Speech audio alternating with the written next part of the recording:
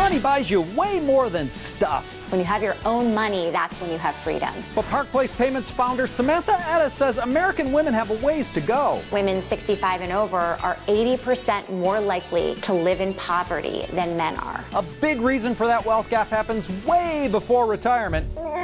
Yep, it's the babies. Now, once you've tipped the stork, a lot goes into a woman's decision to stay home or go back to work. Samantha has some often overlooked factors to consider. For starters, most of the time, it isn't so long. It's goodbye. If you leave the workforce for even just 2 years, there is less than a 50% chance you will ever have a full-time position again. And there are upsides to this, like seeing your baby's first steps and never, ever having to sing happy birthday to a coworker again. But Samantha says we've got to make our conversations more honest. We look at pregnant women and we say, oh, what are you going to do after you have a baby? Are you going to stay home? Or are you going to go back to work? What we really should be saying is, are you going to be staying home for the rest of your life?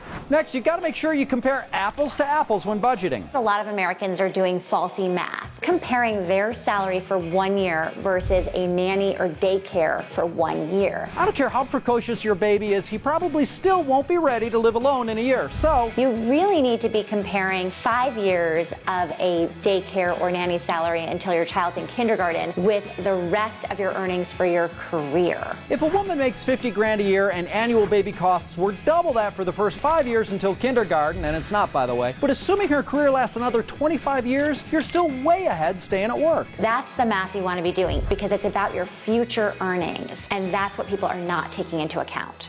And even when you return to work, the longer you were away, the less you'll make. Just 1 year out of the workforce will lead to an average of 18% loss of future earnings for the rest of your career. Bad enough, but then that number leaps to 38% if you were out 3 years or longer.